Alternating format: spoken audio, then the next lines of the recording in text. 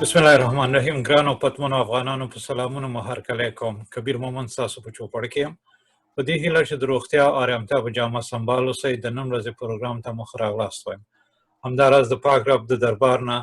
هیله کوم چې موږ او تاسو ټول قدرمن هېوادوال د کرونا د بد مرض نه په امان کې وساتي. په اوسنۍ نړۍ کې چې د دنیا هر هېواد وګړي خپل زیار به په دې باسي چې خپله ژبه، کلتور او ارزښتونه بخښنه غواړم، په اوسنۍ نړۍ کې د دنیا هر هېواد او وګړي خپل زیار باسي چې خپله ژبه، کلتور او ارزښتونو ته وده ورکړي، چې کوم د دوی انساني حق دی. موږ افغانان د داسې کلتوري تاثیراتو لاندې راغلي یو چې نه یوازې خارجي لاسونه موږ خپلو ارزښتونو ته نه پرېږدي، بلکې په داخل کې هم دومره پټ لاسونه شته دی چې موږ خپل تدبیر او خپل کلتوري ارزښتونو ته نه پرېږدي. په همدې بنسټ د نننۍ ورځې خپرونه پیل کوو. د ښاغلي ډاکټر صاحب عبدالقیوم مومند د سباوون د خپرونې مسؤل او د سباوون د اونیزه چلوونکي نه هیله کوو چې پروګرام پیل کړي. ډاکټر صاحب مهرباني وکړئ. د مهربانه او بخښونکي ستر څښتن په نامه. صحیح، مهرباني وکړئ. لومړی ته هر څه غواړم خپلو درنو مشرانو مېلمنو ته هر یو ښاغلي حبیب الله رفیع او ښاغلي ډاکټر صاحب خادم حسین ته زړه له کومې هرکلی ووایم، او وروسته د هغې نه نورو پاتې ټولو مېلمنو ته او اورېدونکو ته سلامونه او هرکلی وایم. مخکې دې نه چې پروګرام شروع کړو، معمول دی چې موږ خپل مېلمانه معرفي کوو، مګر نن موږ سره دوه داسې هستۍ دي چې د هغوی د معرفت دپاره کوم خاص ضرورت نه لیدل کېږي، خو موږ به هغه خپل کار وکړو په حساب سره، خپل معرفت به وکړو. فکر کوم چې ډاکټر صاحب موږ سره په لاین کې نشته دی. راځي را بشي پروانه کې رفیع صاحب نه به شروع وکړو. ښاغلی حبیب الله رفیع، د ده په هکله به زه د رسمي پېژندګلوۍ نه ډډه وکړم، ځکه ټول خلک یې پېژني، مګر هغه څه به ووایم چې څه زما په زړه دي او څه زما مینه او اخلاص دی د داسې یو ستر شخصیت لپاره. رفیع صاحب په افغانستان کې داسې یوه هستي ده چې نن د افغانستان په خاوره کې نه پیدا کېږي. دا داسې هستي ده چې د افغانستان د کلتور په هکله، د افغانستان د ملي فکر په هکله، د افغانستان د ادب په هکله، د افغانستان د تاریخ په هکله هر اړخیزه څېړنې، خپرونې او لیکنې کړي دي. بیا نه یوازې دا چې یو څېړونکی، لیکوال او شاعر دی، بلکې یو ډېر خوږ دوست او نږدې ملګری هم د ډېرو کسانو سره دی، او زه هم د ده د ملګرتیا ویاړ لرم. رفیع صاحب کتابونه چې څومره دي، دا به فکر کوم د ده نه به هم شمېر د یاده وتې، ځکه دومره ډېر دی او زه خو پسې نشم رسېدی، مګر هغه څه چې ما لیدلي دي د ده علمي سرمایه هغه د 40,000 نه ډېره اوړي، چې د په خپل بزرګوارۍ سره هغه د علومو اکاډمۍ ته د کتابتون په شان باندې ورتحفه کړې ده، او د هغې نه به د زموږ ملت ته همیشه ګټور شي. رفیع صاحب د افغانستان د ملي مبارزینو څخه لومړی یو مبارز و چې په خپل وخت کې د ملي فکر او د خپرونې مشرتابه هم په غاړه درلوده. د هغې نه وروسته یې نور هم لیکنې کړي دي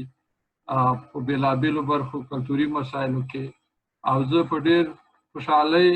او فخر سره وایم چې رفیع صاحب موږ سره مرسته هم کړې وه چې د سباوون مجله په پېښور کې د خپل نظارت لاندې پر مخ بوځي. نو که زه د رفیع صاحب په هکله هر څومره خبرې ډېرې وکړم، هغومره به کمې. رفیع صاحب ټول خلک پېژني، نو پېژندګلوۍ ته به کومه اړتیا نه وي. دا به شو ډاکټر صاحب خادم په هکله.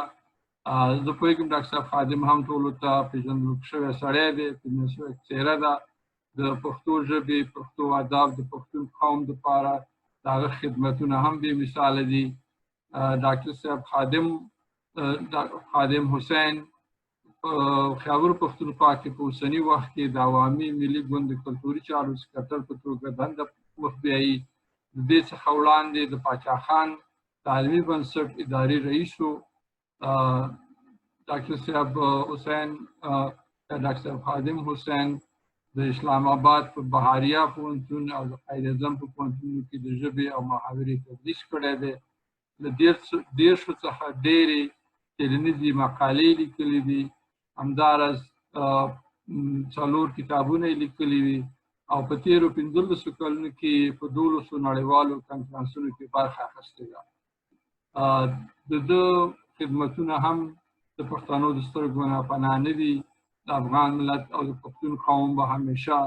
د دوی دواړو په لیکنو په موجودیت باندې فخر کوي او دا به همیشه یاد ساتي. مخکې له دې نه چې د پروګرام اصلي برخې ته ولاړ شو،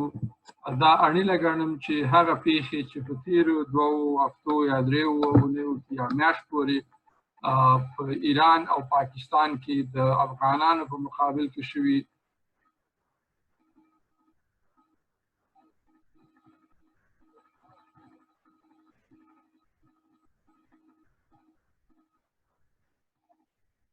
د هغې یادونه هم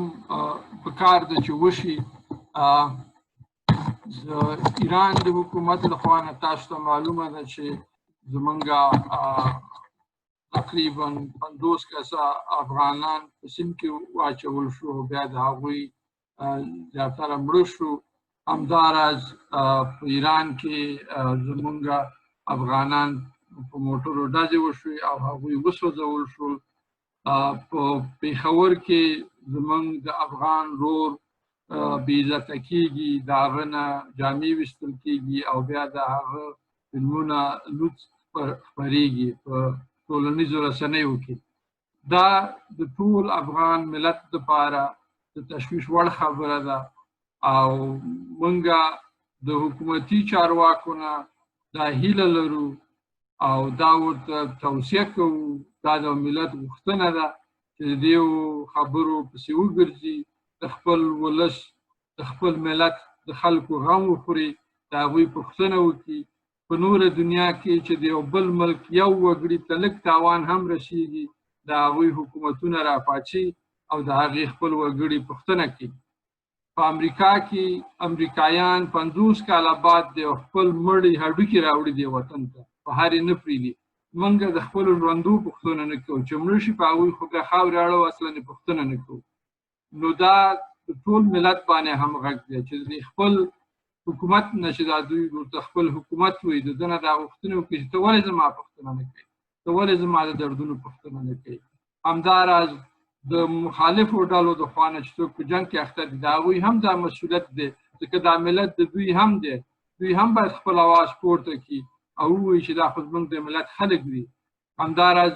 په افغانستان کې سیاسي واکمنان چې دي، په افغانستان پارلمان چې دی، ولسي جرګه چې ده، دغه ټول مسؤلیت لري چې د خپل قوم د خپل ملت پوښتنه وکړي، د دوی په درد باندې دوا ورته ورکړي او په مرهم باندې پټۍ ولګوي. بیا هم دا موږ د هر څه غندو، د سباوون خپرونه، سباوون جرګهګۍ،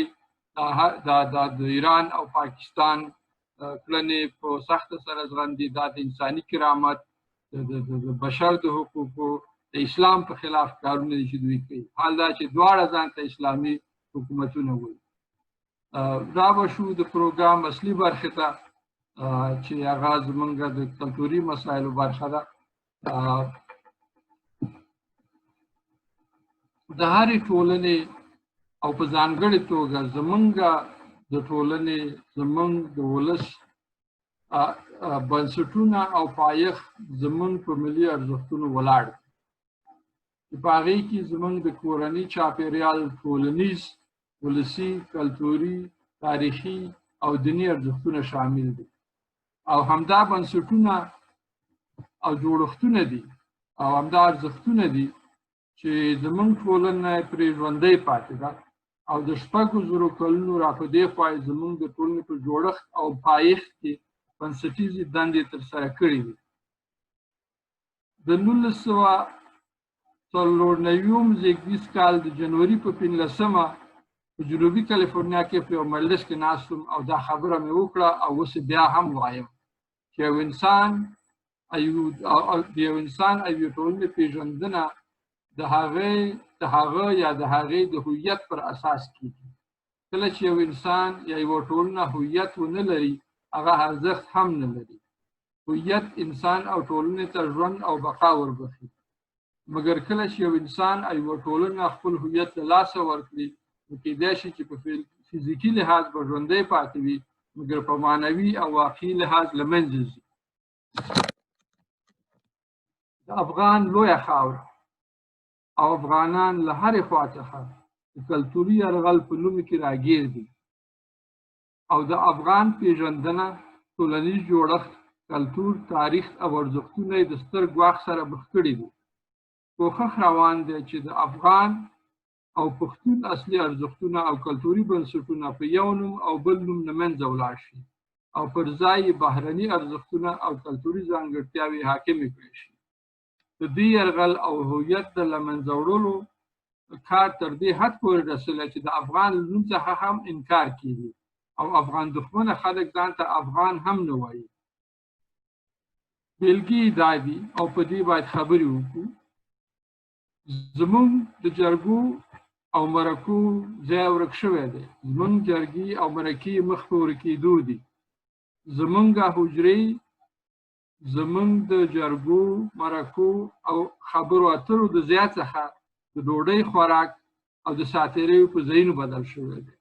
زمونږ په حجرو او دیرو کې نن هغه خبرې نه کېږي چې پخوا به پرې قومونو خبرې کولې او جوړښتونه به پرې راتلل.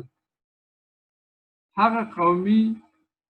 او ولسي مشران او مخور نشته چې د ولس د ښېګڼو لپاره به ورسره فکر و. نن مخور او د عزت خاوند هغه څوک دی چې پیسې او جایداد ولري. د تیرو 20 کلونو را په دې خوا یا 19 کلونو را په دې خوا له بده مرغه د افغان ملت په سوال او خیرات عادت شوی دی. د افغانستان حکومت په سوال او خیرات چلیږي. د افغانستان خلک حکومت ته په سوال او خیرات ناست دي او هر څوک یو بل ته سترګې لري. د بیلګې په توګه پخوا به مونږه په خپلو کلو کې ولي کولې چې اوبه د سیندونو نه راشي. نن زمونږ خلک دې ته ناست دي چې ملي پیوستون دی که ملي پیوستون به کله راځي چې موږ دپاره دا ویالې جوړې کړي او دا لښتې زموږ دپاره وکړي. زموږ ملت په دغسې یو فکر او کلتور اخته شوی دی چې هر څه په تیاره سره غواړي، هر څه په سوال سره غواړي. بله بېلګه به دا ورکړو، د مثال په توګه په افغانستان کې نن سبا د پلار ورځ، د مور ورځ او د والنټاین ورځ لمانځل کېږي. کېدای شي دا ټولو ډېرو خلکو ته عادي خبرې، مګر راځئ چې دا د پلار د ورځې د لمانځنې بنیاد راوسپړو. د پلار ورځ په ټوله نړۍ کې د جنوري د میاشتې نه تر نومبر تر میاشته پورې په بېلابېلو وختونو او بېلابېلو تاریخونو کې دغه کېږي، لمانځل کېږي. مثال د فبروري د 20مه، د مارچ 19مه، د مې 9مه، د مې 8مه، د 2مه یکشنبه، د مې 3مه یکشنبه، د مې 4مه یکشنبه. په دې ټولو کې خبره د یکشنبې ده او د دې دلیل دا دی چې دا د مسیحیانو د ارتودکس مسیحیت د خوا نه دا یوه ورځ د خپلو مسیحي مشرانو د پیدایښت په خاطر باندې جوړه کړی شوه او هغوی دوی ته خپل پلرونه وویله او د هغې پلرونو د ارزښت په خاطر باندې دغه ورځ نن په دنیا کې د مسیحیانو د خوا نه نمانځله کېږي چې له بده مرغه مسلماني اسلامي هېوادونو هم دا خبره نمانځلې. زه د پلار د ورځې د لمانځلو سره کومه ستونزه نه لرم، مګر که د پلار ورځ لمانځو، راځئ چې د بیت نیکه د پیدایښت ورځ ولمانځو، راځئ چې د میرویس نیکه د پیدایښت یا د سلطنت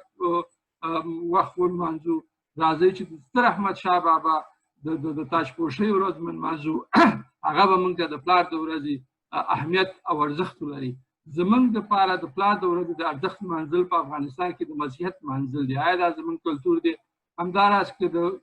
د مور د ورځ لمانځل شي یا د والنټاین د ورځې لمانځل شي، والنټاین هم د مسیحیت نه پیدایښت دغه کړی دی. سنت والنټاین مختلف د دوی دغه و، هغه د دوی په حساب مسیحي مشرانو چې دوی ورته ملایکې ویل، دوی د هغوی لمانځنه کوي. نو دغه کلتوري ارزښتونه دي چې زمونږ ټولنه یې د تحریک سره مخکې کړې ده. زما پوښتنه د دواړو ښاغلو مشرانو دوستانو څخه دا ده چې د دغې ارزښتونو د مخنیوي لپاره په بر وطن او کوز وطن کې څه کول پکار دي تر څو موږ وکړی شو چې دغه خطرات له منځه یوسو. نورې پوښتنې وروسته هم شته دی چې هغې به نه مخصوص وغږېږي که مېلمانه په دې هکله باندې شروع وکړي چې د دغسې عمومي خطراتو مقابل کې څه کول پکار دي. رفیع صاحب که تاسو په شروع وکړئ. زه مخکې له دې چې د کلتوري یرغلونو په باب خبرې وکړم، لومړی خو ډاکټر صاحب مومند ته، کبیر جان مومند ته، ډاکټر صاحب خادم صاحب ته او نورو ټولو اورېدونکو ته خپل خواږه او تاوده سلامونه وړاندې کوم. او بیا د دې نه وروسته په لنډیز یو ځل بیا د کلتور په پیدایښت او ارزښت یو څو خبرې کول غواړم. ملتونه په کلاسیک او په ډېر ابتدایي شکل هغې ډلې ته ویل کېږي چې په یوه جغرافیایي ساحه کې راټول شي، په خپله اراده او دا ساحه خپل وطن وبولي. د همدې ځای نه د یو ملت خښته ایښودله کېږي او له همدې ورځې نه دغه راټول کسان چې په یوه ځای کې راټول شوي دي، د دوی کړه وړه د دوی تاریخ کېږي. څه چې کوي هغه د دوی د ملي تاریخ بڼه غوره کوي، د دوی راسې درشې د دوی د ملي کلتور بڼه غوره کوي، د دوی راکړې ورکړې د دوی د ملي اقتصاد بڼه غوره کوي. په دې ترتیب یو ملت رامنځته کېږي او وده کوي. افغانستان هم همداسې یو ملت دی. افغان ملت هم له زرګونو کلونو راهیسې د اسیا په دې زړه کې رامنځته شوی دی او په دې کې یوه ډله خلک په خپله اراده په دې خاوره کې راټول شوي او وروسته له هغې یې ګډ ملي تاریخ جوړ کړی، ګډه جغرافیایي جوړه کړې، ګډ کلتور یې جوړ کړی او ګډ ملي اقتصاد یې رامنځته کړی. په دې ترتیب دې خلکو په ډېره پخوا زمانه کې ملي تشکل کړی او د دې هېواد د ساتلو، آبادولو، پرمختللو لپاره یې هڅې کړي دي. په دې ترتیب د افغان ملت ملي خښته رڼه، پاخه او ډېره لرغونې ده. خپل ارزښتونه یې ساتلي او د تاریخ په اوږدو کې تعاون کړی، بدلون یې کړی. ځکه کلتور جامد چیز نه دی، کلتور تعاون کوي، بدلون کوي. د شرایطو له مخې تغییر پکې راځي. د افغانستان کلتور هم په هماغه قانوني مسیر، طبیعي مسیر را روان دی. تعاون پکې راغلی، بدلون پکې راغلی، اصلاحات پکې راغلي او تر نن پورې را رسېدلی دی. افغانانو د خپل کلتور د ساتلو لپاره ډېرې قربانۍ ورکړي. د دوی په هېواد د 15 کلن تاریخ په اوږدو کې تېري شوي، جګړې پرې تعمیل شوي، لیکن دوی تېري په شا تمبولي او د جګړو سره یې مقابله کړې او خپل سرلوړی ژوند یې ساتلی. یو امریکایي ملتونو متخصص لیکي چې په نړۍ کې افغانستان او نیپال یوازیني هېوادونه دي چې د تاریخ په اوږدو کې هېڅ استعمار ته نه دي تسلیم شوي او هر راغلي استعمار ته یې ماتې ورکړي او مبارزه یې ورسره کړې ده. نو په دې اساس افغانستان د یوه لرغوني کلتور خاوند دی چې په دې کلتور کې ډېر ګټور اړخونه رامنځته شوي دي. مثلا په افغانستان کې ملي رهبري د ولس په لاس کې وه، د ولس لخوا جوړېدله. لومړني تشکیلات چې جوړ شوي په دې کې په وینګلوۍ په دوره کې هغه د لاندې نه مخ په بره راغلي. لومړی د یوه کلي تشکل دی، بیا وروسته د یوې منطقې تشکل دی، بیا وروسته د یوې سیمې تشکل دی، بیا وروسته د یوې وړې واکمنۍ تشکل دی. په دې شکل دوی مخ په بره راغلي. همداراز دوی د خپل هېواد د ساتنې په برخه کې بېله دې چې کوم تړون وکړي، بېله دې چې کوم نوی عهد وکړي، دوی تادیعي تړون لري چې کله یې په هېواد تېری کېږي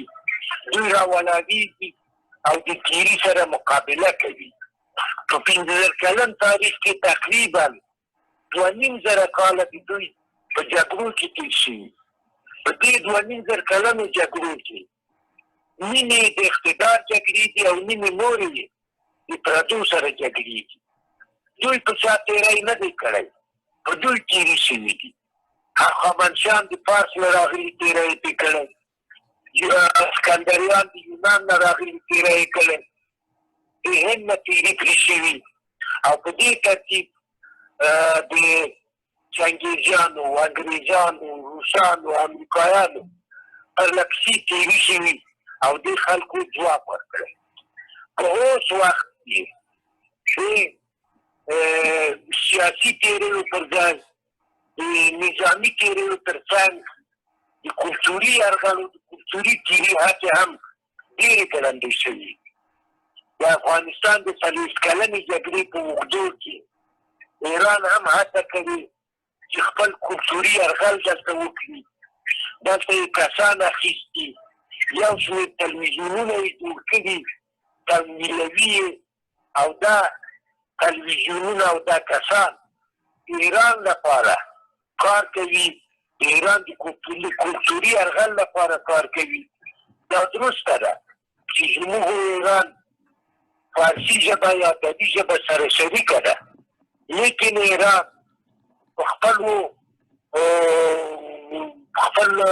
لیکنو کې، په خپلو کلتوري فعالیتونو کې یو فرهنګستان جوړ کړی او دا فرهنګستان یوه نوې ژبه جوړوي چې دغه د ایراني غوښتنو سره برابره ده. په دې کې یو شمېر نومونه جوړ شوي. دا نومونه د ایران د سپي نومونه دي، دا په موږ پورې اړه نه لري، لیکن دوی خپل مزدوران ګمارلي دي او دا نومونه یې راولي زموږ په تلویزیونونو کې ترویجېږي او غواړي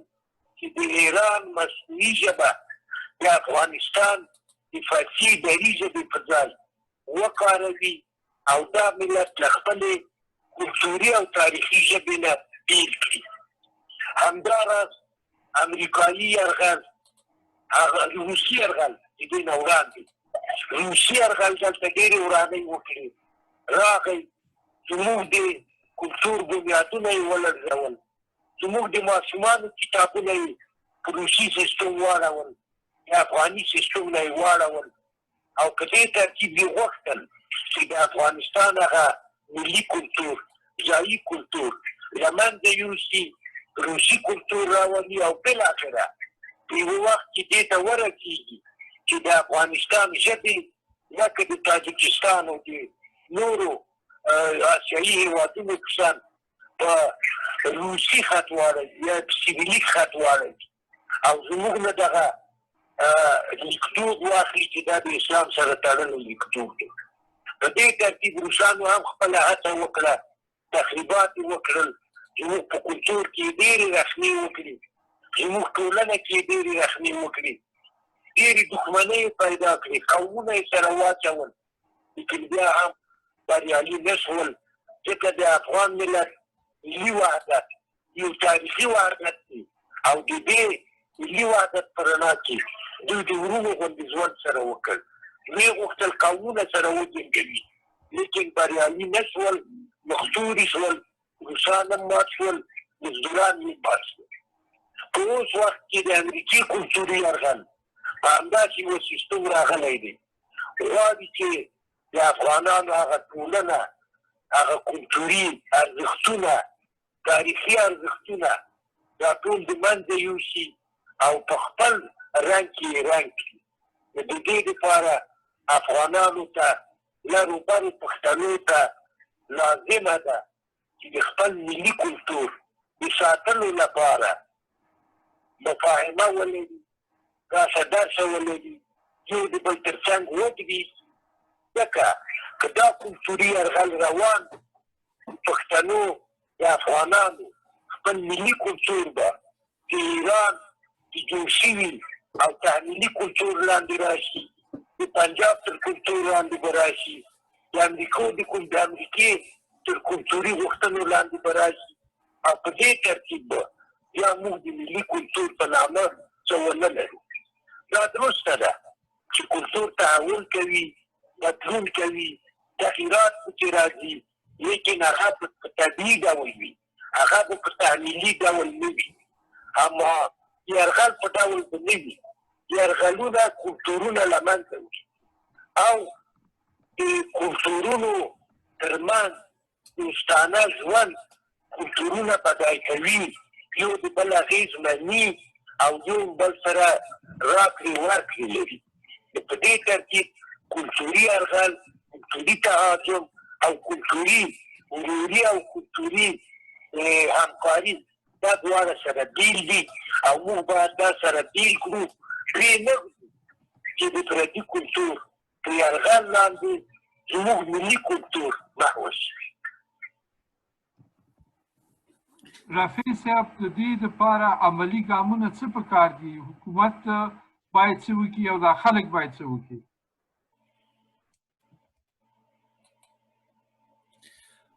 خبر مې وانه اورېده. سوال دا و رفیع صاحب چې د دې دپاره عملي اقدامونه کم پکار دي؟ حکومت باید دا کار وکړي که ولسونه دا کار باید؟ حکومت باید څه وکړي او ولس بخښنه، حکومت باید څه وکړي او ولسونه څه وکړي؟ په دې کې د حکومت مکلفیتونه هم شته او د ولسونو مکلفیتونه هم شته. متاسفانه زموږ حکومت ډېر کمزوری دی. په ځای د دې چې ملي کلتور ته خدمت وکړي، متاسفانه ملي کلتور ته د خیانت په لاره روان دی. مثلا هغه بنیادونه چې موږ درلودل د هغو په نړولو کې حکومت هیڅ هم ونه شوی کړ، د هغو د نړولو په مخنیوي کې هیڅ ونه کړی شول. ایراني کلتور په خلاص مټ راغی او زموږ رادیوګانې، تلویزیونونه، مطبوعات یې اشغال کړي دي او د ایران هغه مصنوعي ژبه چې زموږ خلک نه پرې پوهېږي هغه دلته راغلې ده. همداراز پنجابي کلتور هم خپل تاثیرات کړي او دلته راغلي، امریکایي کلتور هم کړي. د افغانستان دولت په مقابل کې څه نشي کولی او یا یې که کولی شي هم نه کوي، لیکن ملت تر اوسه پورې د خپل کلتور د ساتلو لپاره قربانۍ ورکوي، د خپل حریم د ساتلو لپاره یې قربانۍ ورکوي او ورکوي یې. نو په دې ترتیب دا د ولسونو پیوستون، مثلا لر او بر پښتانه باید خپل پیوستون پیاوړی کړي. که څه هم وایي که کور مې وسو دیوالونه یې پاخه شول، که څه هم زموږ په تېرو 40 کلونو کې کور وران شو، لیکن یوه ګټه مو چې وکړه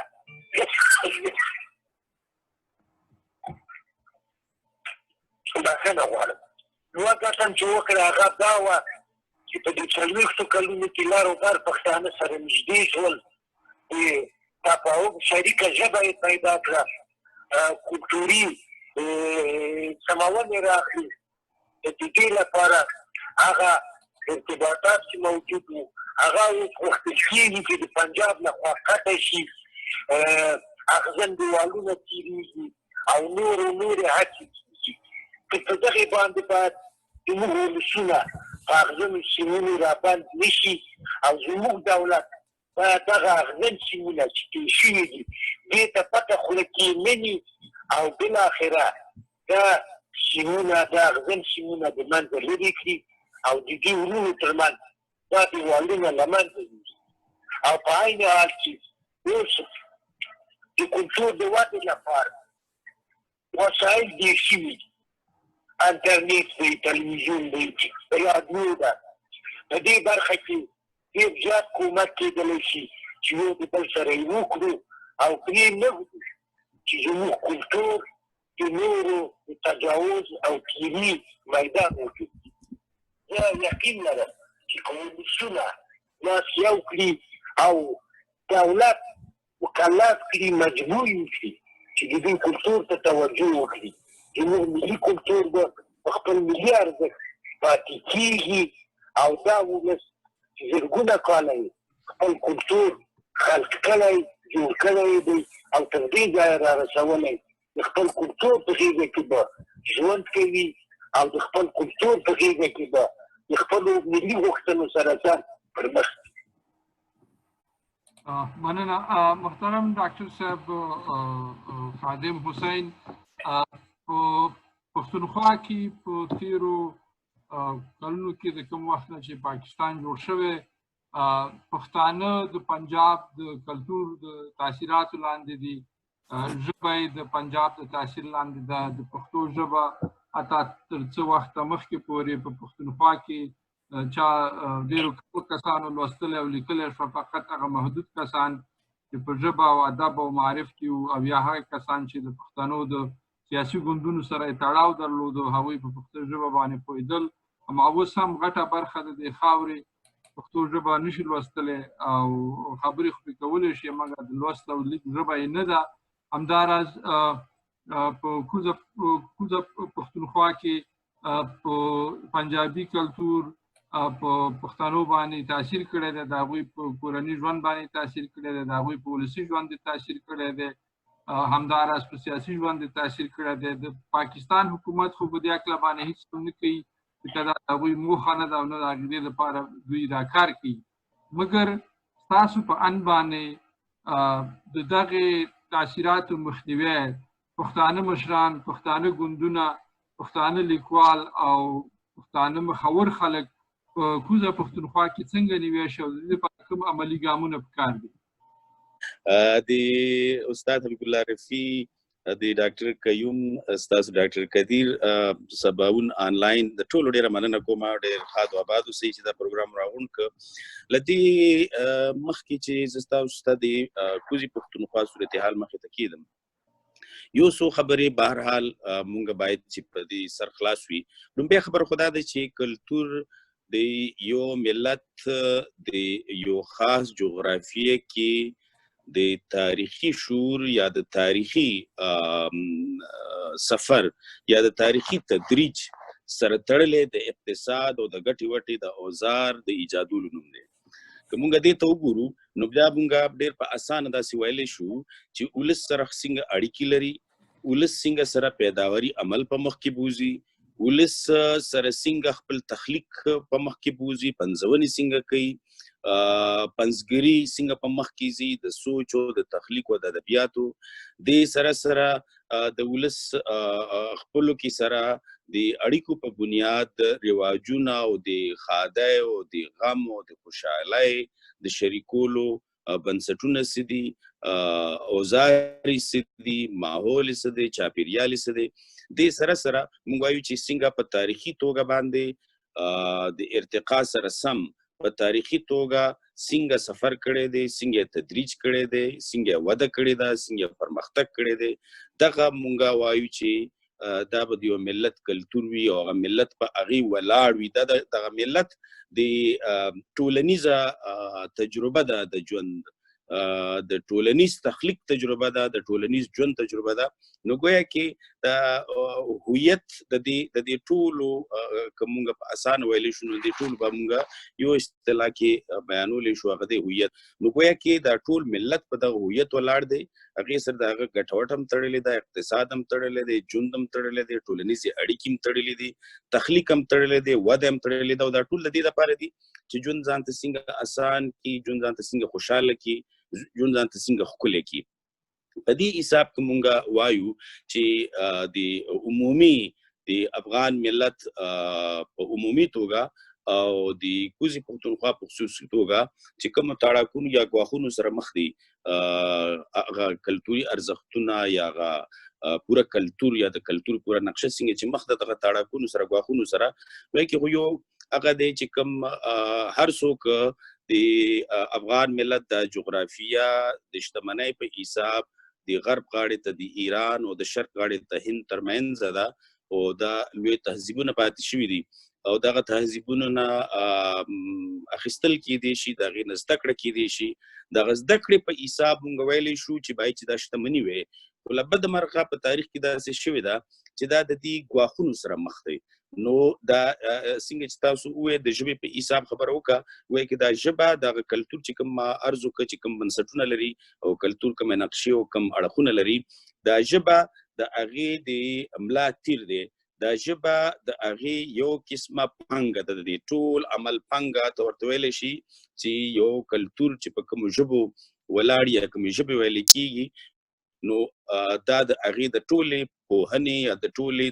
تجربو یا د ټولو تخلیقي عملونو پانګه ده یا د هغې په ذریعه کلتور وده کوي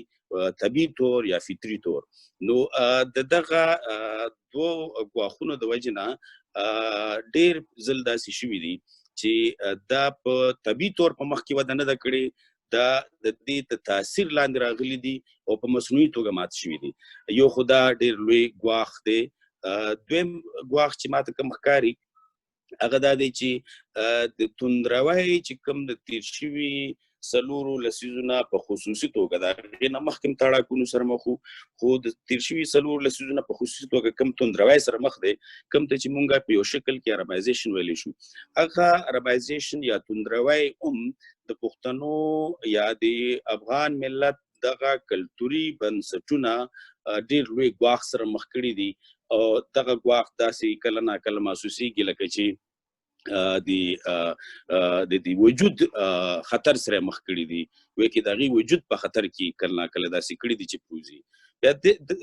درېیم ګواښ چې ماته کوم ښکاري هغه د نیو لیبرل اکانومي په ذریعه چې څنګه مارکیټونو ځایي کلتورونه یا ځایي هویتونه یا د ملتونو بنیادی ګټې وټې یا د ګټې وټې یا د اوزارو پوره نظام متاثره کړی د نور نړۍ کې هم کړی دی اگر چې دې ځان سره خواله هم روړی دی چې کوم د نړیوال کلي خبره مخې ته راغلې ده د انفارمیشن ټیکنالوژي په ذریعه د اطلاعاتو د ټیکنالوژي په ذریعه کوم خبر راغلی نو خلک ځان سره یو ځای کړي هم دي په هغې باندې زه خبره کومه خو دې سره سره د ځایي ملتونو کوم بنیادی ارزښتونه یا بنیادی بنسټونه یا د کلتور بنیادی اړخونه یا ژبه هغه هم یو ګواښ سره مخ کړي ده او دا ګواښ ډېر زیات مخامخ کاري بل چې د کوزي پښتونخوا په خصوصي توګه چې بیا د کوزي پښتونخوا خبره کوو نو د پاکستان په حساب چې موږ خبره کوو نو د دلته د دې هیواد د ریاست بنیادی بیانیه د ځایي کلتورونو یا د ملتونو په ضد په دې حساب ده چې دا دلته چې کوم تهذیبونه آباد دي په دې لکه دلته په پاکستان کې دننه بلوچ آباد دی پښتون آباد دی سندھ آباد دی سرایکی آباد دی دغه قامونه یا دغه ملتونه د دې چې کوم دي ورته وایي چې دي قام سازای یا د ملت سازای یا د ریاست سازای چې کوم عمل دی هغه عمل کې دی یو شان کول غواړي او هغه په مصنوعي توګه یو شان کول غواړي هغه په مکانیکی طور یو شان کول غواړي په ماشیني طور یو شان کول غواړي د هغې د وجې نه هغه ګواښ سره مخ شي او هغه د نصاب نه وباسي ژبه او کلتور د ځایي ملتونو هغه د میډیا نه وباسي هغه د مارکیټ نه وباسي هغه د سیاست نه وباسي هغه د پوره ټولنیز ژوند نه وباسي او دغه شان د ځایي هویتونو یا د ځایي ملتونو هویت د ماتولو یا د تشخص د ماتولو کوشش کوي ماته داسې ښکاري چې که موږ غواړو چې دغه ګواښونو کوم سره چې موږ مخ یو پوره افغان ملت په عمومي توګه او کوزه پښتونخوا په خصوصي توګه د کلتور د ماتېدو د پوره کوم عمل سره مخ یو نو هغې کې ماته داسې ښکاري چې 2-3 څیزونه موږ ته په عمومي تور کولي او د پښتونخوا کې د عوامي نشل ګوند د کلتور د سکرټر په حیث دا خبره زه ډېر وثوق سره کومه چې باید چې موږ په دې کار کوو څه کار موږ کړی هم دی او کوو یې لګیا یو خو دا دی چې موږ په فکري طور دغه تاریخي کوم مزې چې په مصنوعي توګه د دې 4 ګواښونو د وجې نه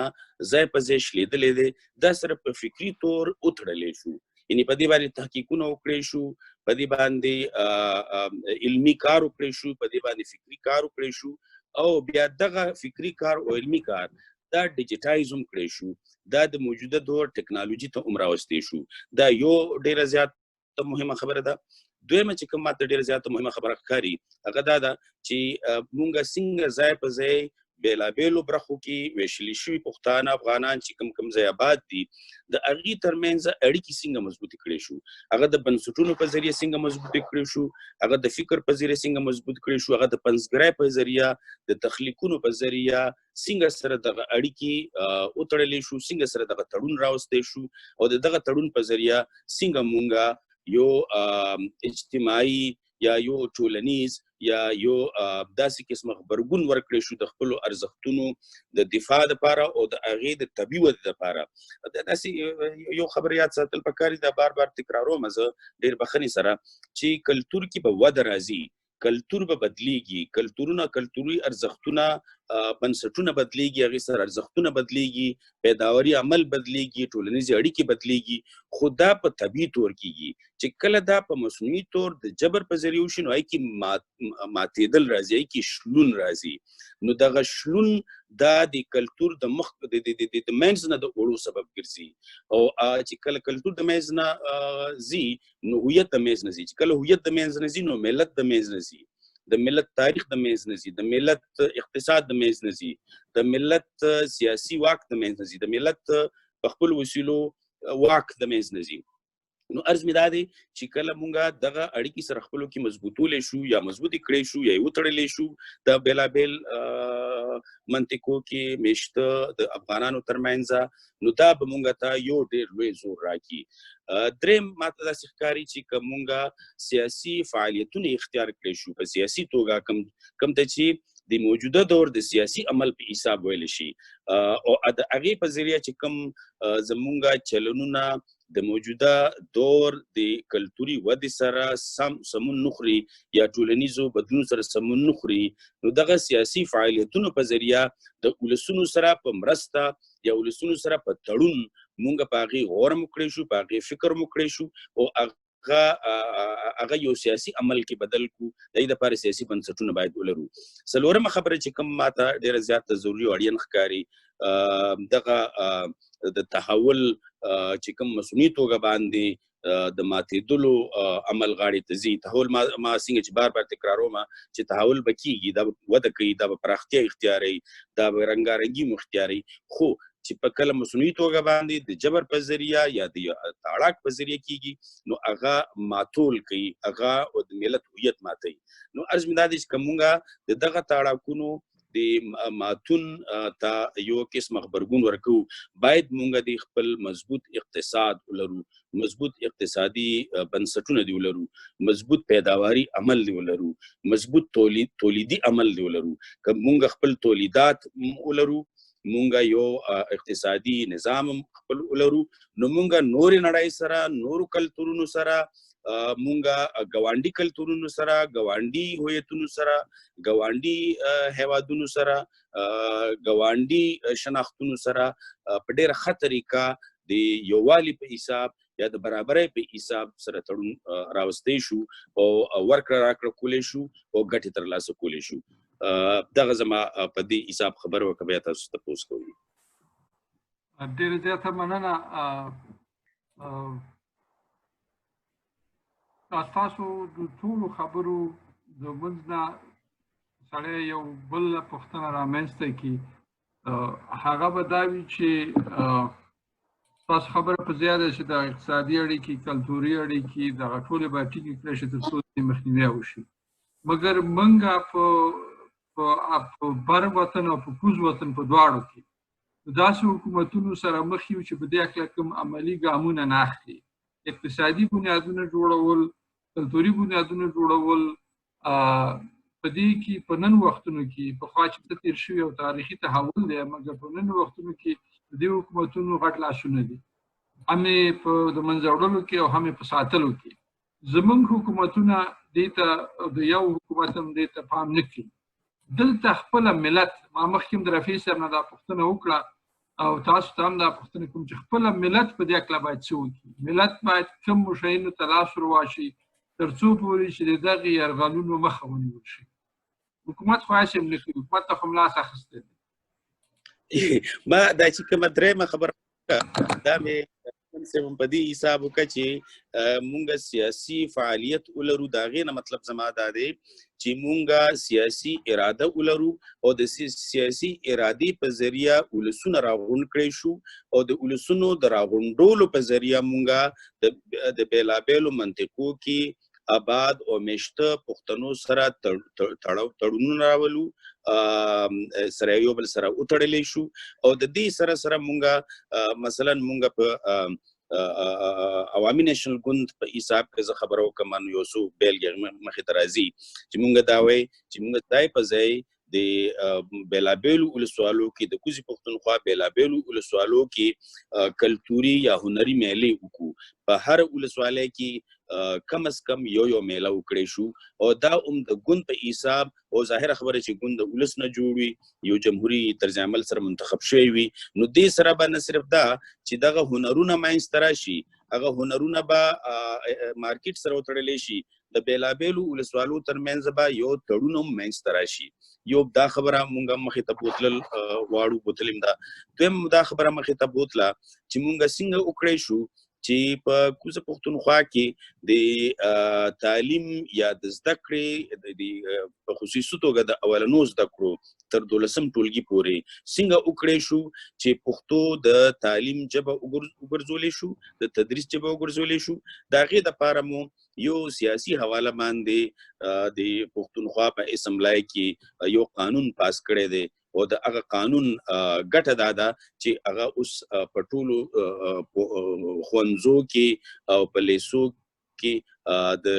پښتو د لازم مضمون په حیث ښودل کېږي بیا مو دا خبره وکړه او دا ولسي توګه باندې په مخ کې بوتلی شو ډېر په اسانه باندې په مخ کې بوتلی شو چې مونږ څنګه وکړی شو چې د بیلابېلو منطقو کې آباد پښتانه د هغې لیکوالان د هغې تخلیقکاران د هغې پنځګران د هغې دانشوران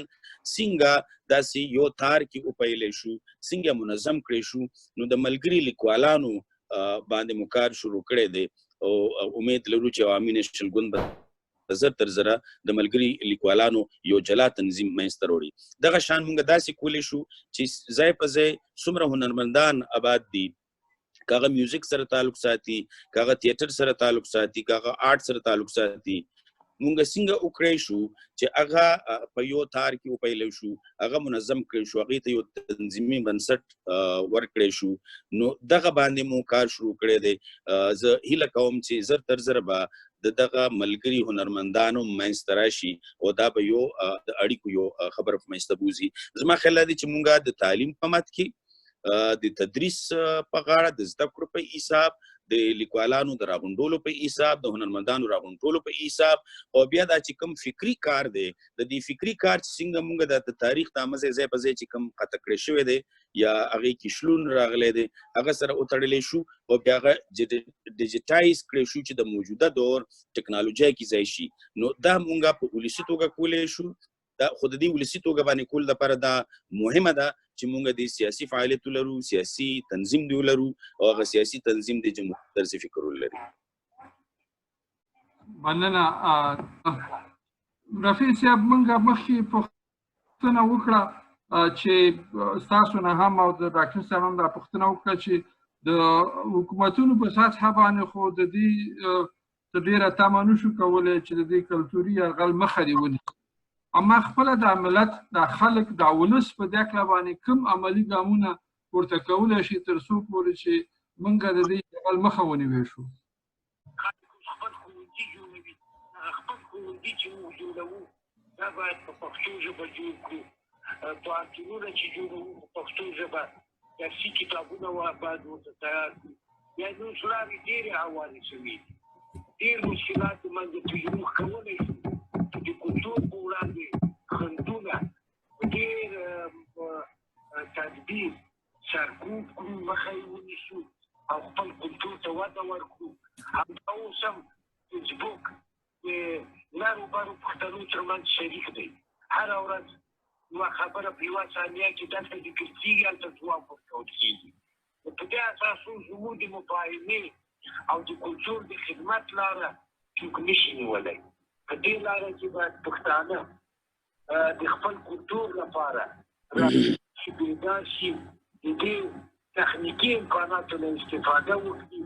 د ورورۍ روحیه پیاوړې کړي، خصوصا دا د پښتون ژغورنې غورځنګ ته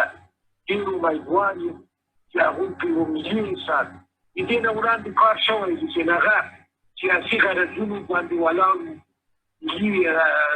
خوا یې دومره پیاوړې نه وه، چې د پښتون ژغورنې غورځنګ په ملي احساس کار شروع کړی دی او انشاءالله دا کار به کامیابیږي او پښتون کلتور به د دواړو ورونو ترمنځ وده کوي، پرمختګ به کوي او بیا به بهرنیان یا دښمنان نشي کولی چې د دوی په کلتور یرغل وکړي. ډاکټر صاحب یو سوال راغلی دی چې البته شاید ستاسو نه هم دا وي او د ټولو مېلمنو نه دا سوال وي چې ښاغلی فرهاد یوسفزي صاحب په فیسبوک کې دا پوښتنه کړې ده چې سوال یې دا دی چې آیا افغاني کلتور د خارجیانو د کلتور هم په یرغل کې دی، که دا مذهبي یرغل دی که کلتوري یرغل دی؟ دغه یو غوښتنه یې کړې ده چې تاسو ته څه ځواب لرئ؟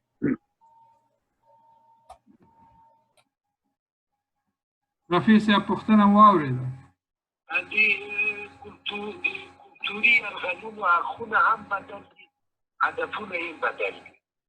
د ایران لخوا چې کوم یرغل شوی دی هغو کې کلتوري یرغل ترمنځ مذهبي یرغل هم بالکل ډېر واضح او ډېر ښکاره دی. اوس چې ولې ډېرو کلونو کې زموږ په زرهاوو هزاره وروڼه فقط په دې نامه چې اهل تشیع دي د ایراني قواوو لخوا دې ته ولېږل شول، د فاطمیانو په نامه هلته وزېږول شول، هلته د منځه ولاړل او هلته په کابل یو شمېر کسان یو کړ او د کسانو ورته استخدامول او په سر یې پیسې اخیستې. زموږ ملت باید په دې پوه شي چې دوی باید نور خرڅ نه شي، چې دوی په سر باید څوک پیسې وانه کړي. د افغانستان هزاره وروڼه، تاجک وروڼه، پښتانه،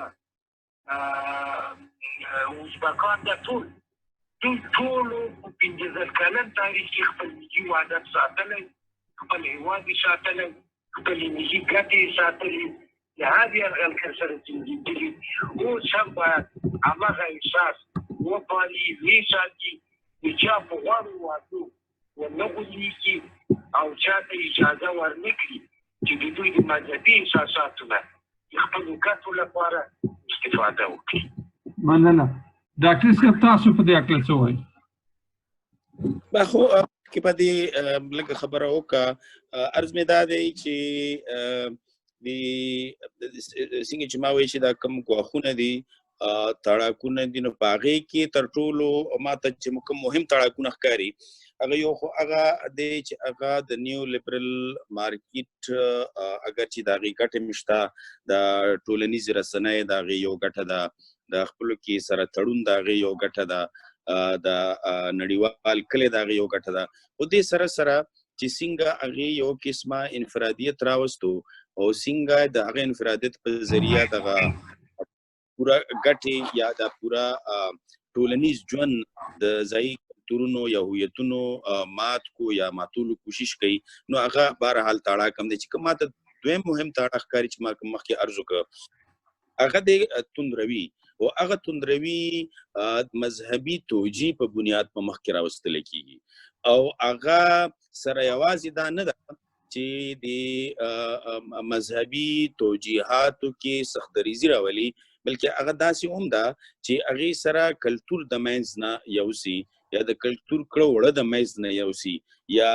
زه تاسو ته په اسانو ټکو کې دا ویلی شم چې څنګه د پښتنو د غم خادای چې کوم رواجونه وو یا هغې کې چې کوم د هغې تړون تر منځ راتلو یا د هغې د عرفاني ژوند کې چې کوم سره په منځ کې د ګډون یو قسمه د راغونډېدلو یو امکان و، څنګه چې په میوزیک د راغونډېدلو یو امکان و، څنګه چې په شعر د راغونډېدلو یو امکان و، هغه امکانونه هم د منځ نه دغه توندروی یوړل او هغې ته د مذهبي توجیه هغه د مذهبي توجیه په بنیاد یې یوړل. نو ما تاسې ښکاري چې دا دواړه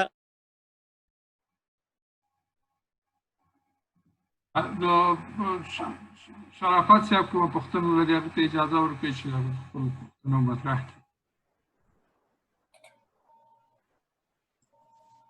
شرافت صاحب مهرباني وکړئ.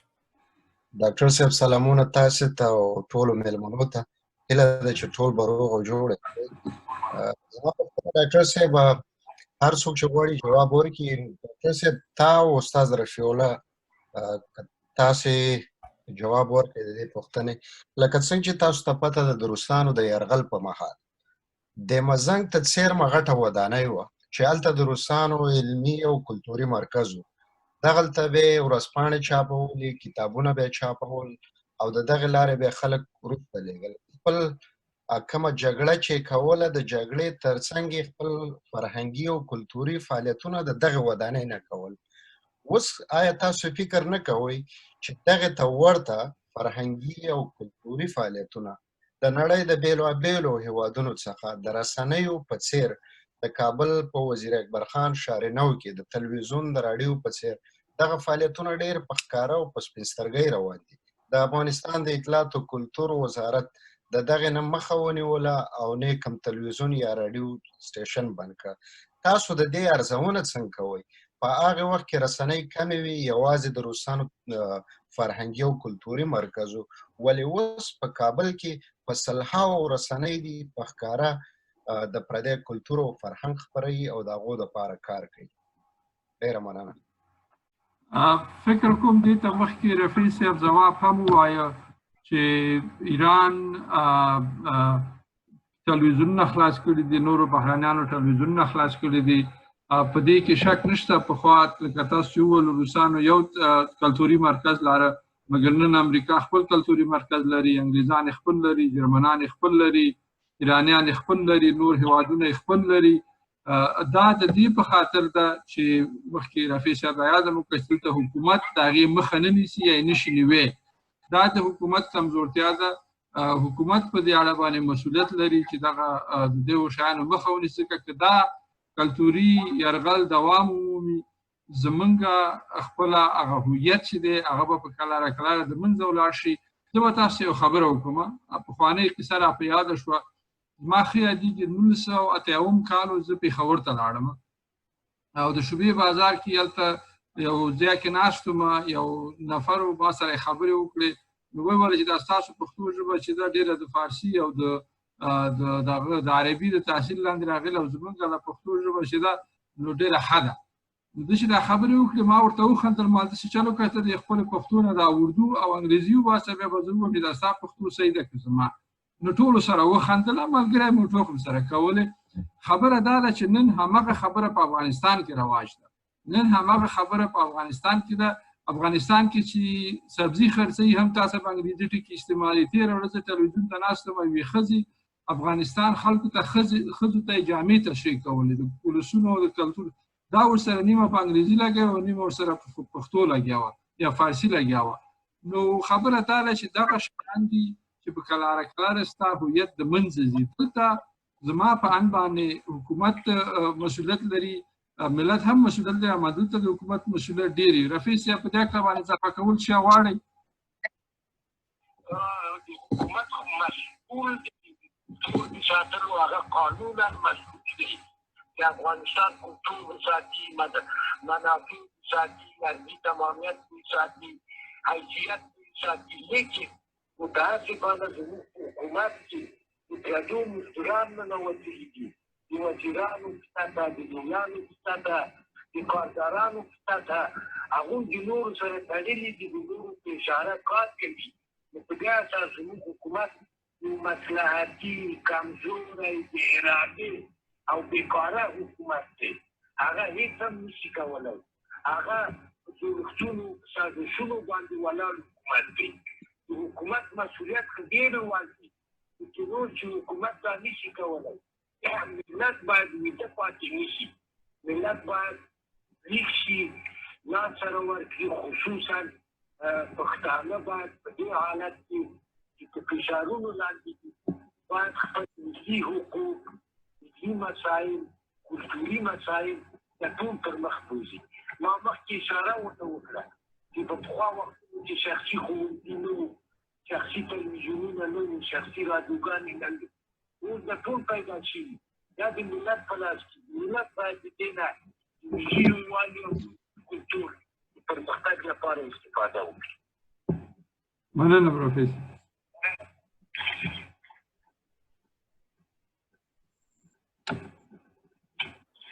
ډاکټر صاحب خادم موږ سره د مقصد خبرې نیمګړې پاتې شوې بیرته دغه کوو. راځو مشرانو دې ته چې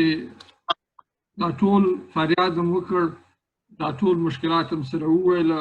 او څه نه څه د حل لارې هم مخ په وړاندې لاړې.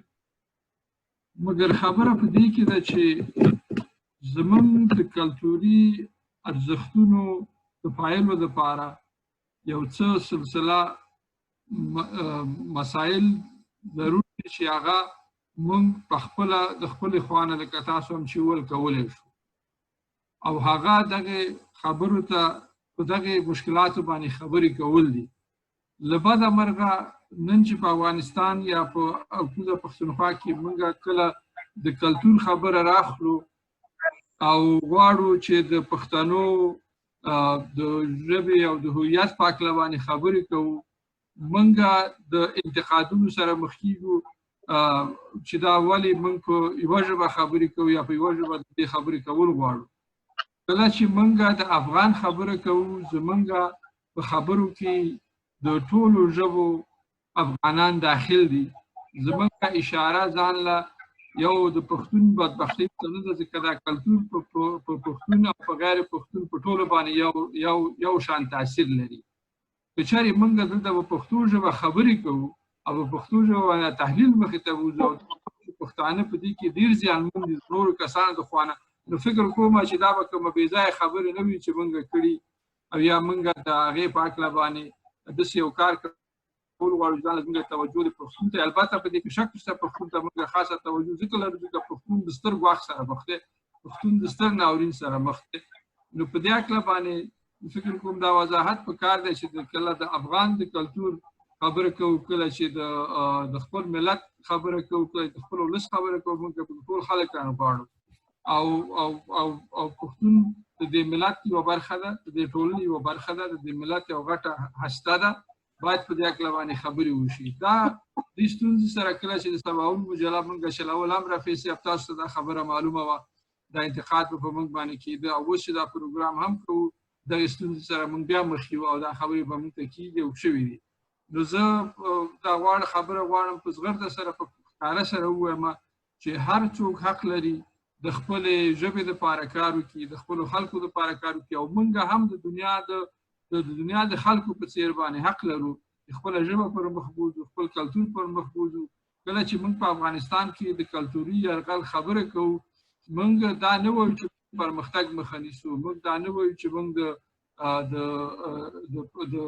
کلتوري راکړېوال کې مخه نیسو. مګر زه بیرته د ډاکټر صاحب خادم خبرې ته راځم چې په دې کې شک نشته دی چې دا دنیا سره یو شوې ده، اما د دنیا یووالی لوی اقتصادي او کلتوري چالنجونه هم رامنځته کړي دي. هغه وخت چې ما په خپله پی ایچ ډي باندې کار کوم، ما یو مضمون ولیکه چې د هغې نوم و چې ګلوبلایزیشن انادر فیس اف امپریالیزم. یعنې دا که موږ ورته وګورو دا د غربي نړۍ د ښکېلاک یو نوې طریقه ده چې د ګلوبلایزیشن په نامه باندې روانه ده. دې ته باید موږ متوجه شو. غربي نړۍ د سیولایزیشن په نوم باندې، د مدنیت په نوم باندې، د مترقیت په نوم باندې، د دیموکراسۍ په نوم باندې په بیلو بیلو نامونو ختیځو هیوادونو تلقي ده او د ختیځو هیوادونو تاریخ او کلتور یې کوشش کړی چې بدل کړي او د هغې لارې نه دوی خپل حاکمیت او حکمراني او سالاري کړې ده. د دې خبرو عمومي هغه بیلګه دا ده چې د یوې خوا نه خپل کلتور وساتلی شو او له بلې خوا نه موږ د دغسې راتلونکو یرغلونو، د دغسې راتلونکو ناروا چې رامنځته کېږي به د دغسې چیلنجونو مخه ونیسو. فقط یو تبصره مې کوله ځکه یو څه غلط فهمي دلته رامنځته شوې ده، غواړم غوښتم د هغې هغه مسلې حل وکړم. نور دوستان که کومه پوښتنه مهرباني صاحب وایي که مهربانه شي. خبره دا ده چې دا ته یوه خبره تاسې وکړه دا د نور هم زه واضح کوم پښتانه دوه مشکله لري یو مشکل دا دی چې د نر پښتون د کلتوري بېلتون هڅې روانې دي د نر پښتون د کلتوري بېلتون هڅې روانې دي چې په دې کې پنجابي استعمار لاس لري دا ډېرې ورځې ما خیبر تلویزیون اورېده د دوو هنرمندانو مصاحبه وه په سندرغاړي کې بل نه پوښتنه کوله ته چې دا سندرې وایي دا په پښتو کې لوستی شي که نه لیکلي په پښتو کوي که نه او هغه ورته چې دا لیکلي هغه نظام متاسفانه په پښتو یې نه شم لوستی زه چې کوشش کوم وروسته له دې زده کړم او په پښتو یې ولولم په دې اساس موږ دغه مشکل لرو چې زموږ ژبه لوست لوېدلې ده هلته زموږ شاعران زموږ سندرغاړي زموږ د خلک چې خبرې دي کوي زموږ د سیاستمداران په خپله ژبه نه پوهېږي دغه چې بېلتون هڅې باید د منځه یوړلې شي پښتو باید هر پښتون ولوستلی شي هغه یوه هنرمند بل ته ووایي بختور دی هغه قوم چې هم خپله ژبه ویلی شي او هم یې لوستلی شي یو مشکل زموږ دا دی او بل مشکل په افغانستان کې دا دی چې د ایران د خوا کلتوري یرغل را روان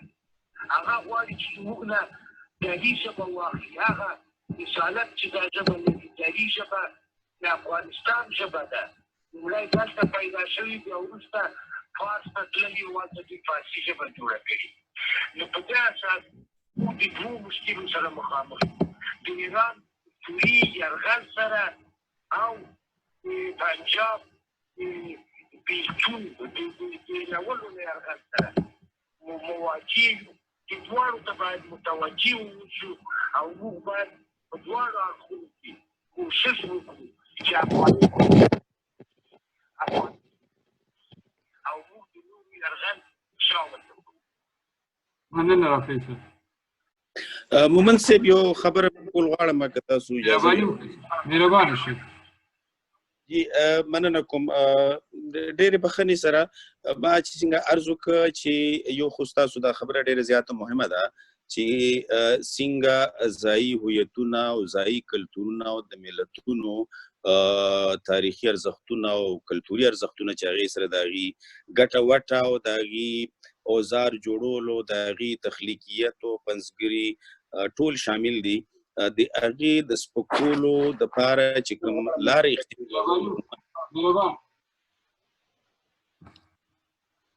د هغې د سپکولو دپاره چې عموما کومه لارې اختیاریږي یا کومه وسیله اختیاریږي نو هغه د ژبې د سپکاوي نه شروع کیږي یا پیلې د ژبې د سپکاوي نه کیږي نو ځکه چې څومره راغلي دي پوره چې څه د دې تهذیبونه وایي نو هغه تهذیبونو د کوشش کړی دی یا د تاړاکې کړی دی یا د دې تاثیر راوستو یې منظم کوشش کړی دی چې ځایي هویتونه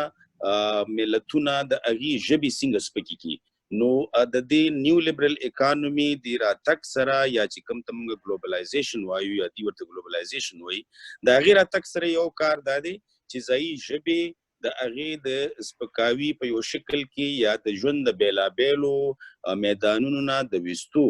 یو ډېر منظم عمل دی نو دا دې ته تاسو ویلی شي چې دا یو قسمه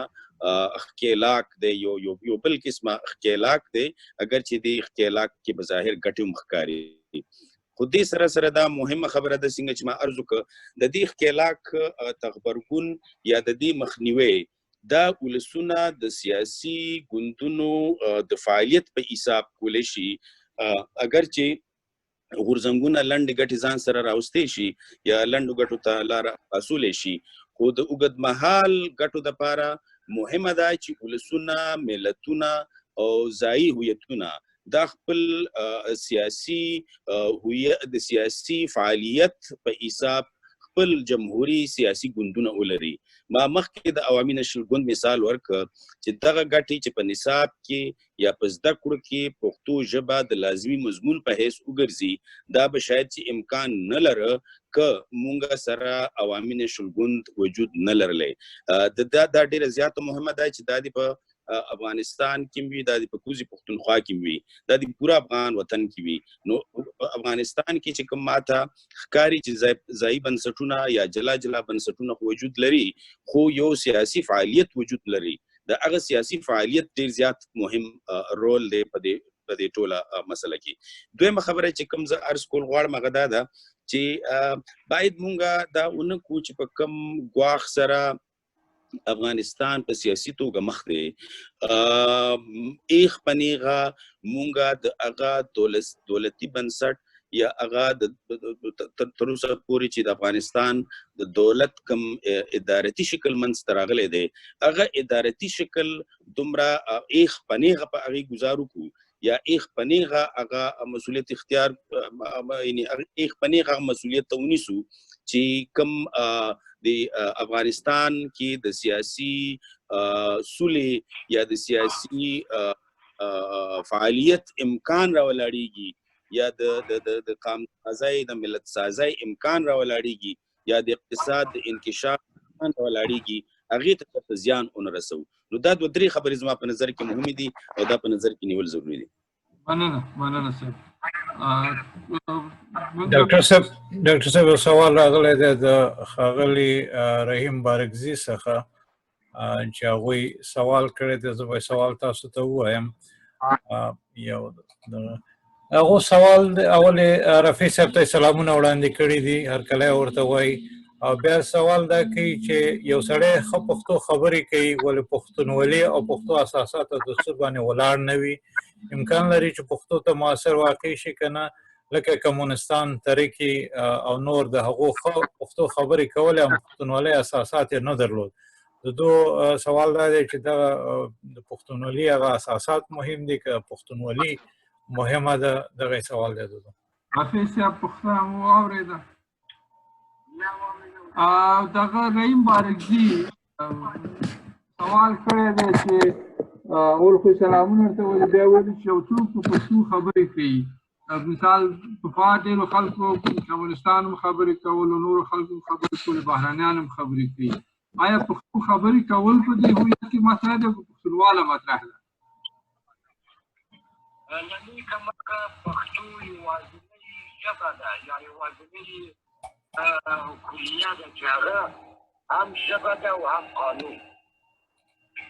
د پښتونولي د پښتو ژبې قانون دی یو څوک چې تش په پښتو غږېږي هغه د پښتونولي اصول نشي مراعاتولی هغه بشپړ پښتون نه دی پښتو هر څوک زده کوي ډېرو خلکو زده کړي ډېر مستشرقین موږ لرو پښتو کتابونه یې لیکلي لیکن پښتون هغه دی چې پښتونولي ولاړ وي او پښتونولي د افغان د پښتني کلتور هغه ارزښت او اصل دی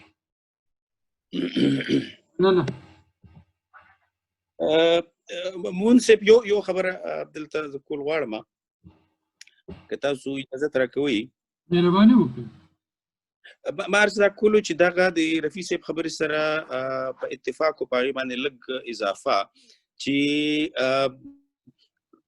که څوک وي چې هغه پښتو کې خبرې کوي بلکې دا څوک کیدای شي چې پښتو کې لیک لوست هم وکړي خو که د پښتنو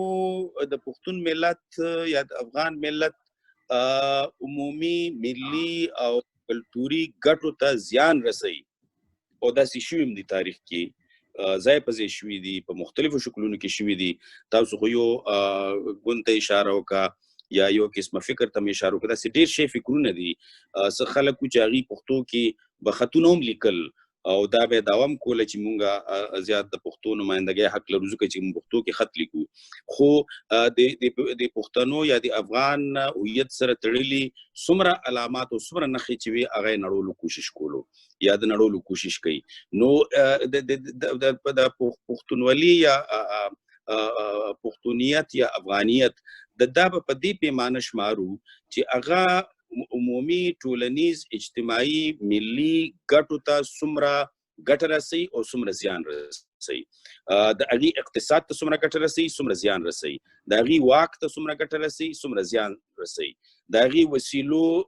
نه د تولیدي عمل ته څومره ګټه رسوي او څومره زیان رسوي نو ما داسې ښکاري چې دې پیمانه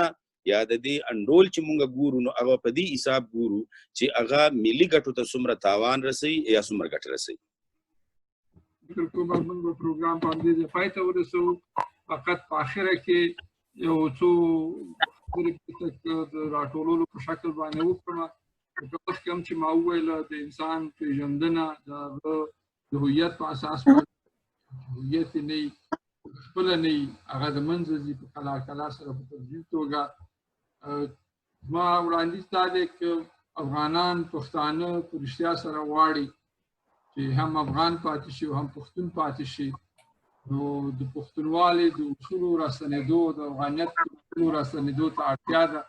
دې ته راستانه شي او ځانونه په دې جامه سنبال کړي ځکه زمونږ پښتونواله قانون دی، زمونږ پښتونواله کلتور دی، زمونږ پښتونواله یو مکتب دی، یو سیاسي مکتب دی. دا هسې یو ژبه نه ده، دا یو سیاسي مکتب دی، دا یو سیاسي لار ده. په هغې کې که تاسو وګورئ په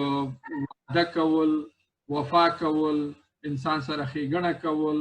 ننواتې دستورونه هر څه موږ لرو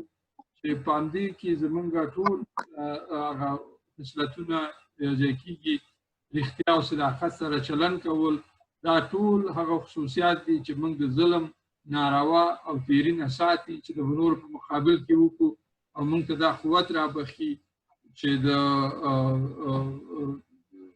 څوک چې په موږ باندې تیری کوي د هغه په مقابل کې ودرېږو. که چېرې موږ په دې لار باندې روان شو نه یوازې دی چې خپله پښتونواله به هم ترسره کړي، نه یوازې دا چې ولس ته به هم کار کړي بلکې د خدای امر به هم په ځای کړي. که خدای په وحدت خوشحالېږي، خدای په ورورولۍ خوشحالېږي، خدای په صداقت او ایماندارۍ خوشحاله کېږي. زمونږ دپاره فکر اوس په دې وخت کې خاصتا ډېره ضروره ده د بې ځایه جګړو، وژنو، ټوپک، تربګنیو، دښمنیو د دې ټولو نه لاس واخیستل شي. پښتانه باید حالات وپېژني، افغانان باید حالات وپېژني، لکه د خپلو پلرونو او نیکونو په څېر په خپلو منځونو کې سلا مشورې ته کښېني، د مشر او کشر ځای، حق او صلاحیت معلوم شي او خپلې چارې د جرګو او مرکو له لارې مخته بوځي. او زه فکر کوم چې زمونږ سرلوړي، زمونږ لویوالی او زمونږ عظمت به په دې کې چې مونږ په خپل افغاني کړنو، افغاني اصولو، افغاني کلتور باندې ودرېږو او د خپل راتلونکو بچو دپاره داسې یو هېواد پرېږدو چې هغه په دې ویاړ وکړی شي چې زمونږ پلرونه او نیکونه رښتیا سره هم خپل وطن، خپل کلتور او خپلو ولسونو ته وفاداره وو. نړۍ ته که وګورو په نړۍ کې هر هېوادونه دا کار کوي. تاسو فکر وکړئ امریکا داسې یو هېواد دی چې په دې کې یو قوم، دا د یو قوم نه جوړ شوی، یا فرضاً په دې کې یو خلک نه دي. امریکا راغله د مختلفو خلکو نه جوړه شوه او نن یو هېواد جوړ کړ او کلتور یې ځان پېژني. په دې تېرو څو کلونو په دې باندې ټول ولاړ دي. د بعده 15,000 کاله کېږي یا 6,000 کاله کېږي چې دا خلکو هېواد لرو، اما په دې باندې نه یو بریالي شوي چې واحد فکري مرکز رامنځته کړو، خپله هویت رامنځته کړو. زمونږ اوس هم په دې باندې سره جګړه یي، د دې ټولو وخت نه دی. سوله او یووالی پکار دی او خپلو ارزښتونو او بنیادونو ته بېرته راتګ پکار دی. ستاسو د ټولو نه ډېره زیاته مننه، زمونږ هم وخت راکړ. خدای دې تاسو ټولو ته اجرونه د دې درکړي او هیله مند راتلونکو پروګرامونو کې به هم زموږ سره برخه واخلئ او موږ ته نورې ښکلې خبرې او مشورې هم راکړئ. ستاسو دې په بر وطن او کوز وطن کې شپه په خیر او زموږ په امریکا کې ورځ په خیر. ډاکټر صاحب مننه. یو شی چې موږ همیشه خپلو پروګرامونو کې لرو او دغه کوي هغه د راتلونکي پروګرام په هکله تاسو څه ونه ویله دوستان؟ بخښنه غواړم، موږ اصلا خبره دا وه چې په راتلونکي اونۍ کې موږ د ښځو د ونډو په هکله د افغان په ټولنه کې خبرې وکړو. په هغې کې موږ زه به ښکاره ووایم لارې پښتونخوا کې د خور سره خبرې هم کړې وې او په بره کې هغه هم پیدا کړې وه دواړه. مګر خبره دا ده چې دلته یو مهمه مسله رامنځته شوه او هغه په دې تېر میاشتو کې په افغانانو باندې د ایران او د پاکستان د خوا نه دغه د ظلم او د بې عزتۍ خبرې روانې دي. نو د دې په خاطر موږ کوم خاص میلمه نه لرو، موږ به د خپل پروګرام آزاد پرېږدو. هر څوک دوستان چې مخدماتي خبرې به البته موږ وکړو، هر دوستان چې خپل کوم نظر لري په دې هکله وړاندیز لري هغه به موږ سره خپل نظر او وړاندیز به شریک کړي په دې هکله. مننه ګرانو هیوادوالو، تاسو ټولو نه مننه. درنو میلمنو په فیسبوک کې که موږ سره یاستئ یا د زوم په لاین کې که موږ سره یاستئ، ستاسو نه ډېره زیاته مننه. بیا هم د افغانستان د صلح، د اتحاد او ارامتیا په هیله باندې د نن شپې پروګرام ته ختم کوو، او البته د بلې هفتې پروګرام به زموږ یو آزاد پروګرام وي چې هغه به د افغانستان کې د افغانانو باندې د ظلم او د تیری په هکله په پاکستان او په ایران کې وي. نو ستاسو په انتظار به اوسو انشاءالله په راتلونکي هفته کې به سره وګورو. شپه مو په خیر، ورځ مو په خیر، هر چېرته یاستئ خوشحاله اوسئ. د خدای په امان.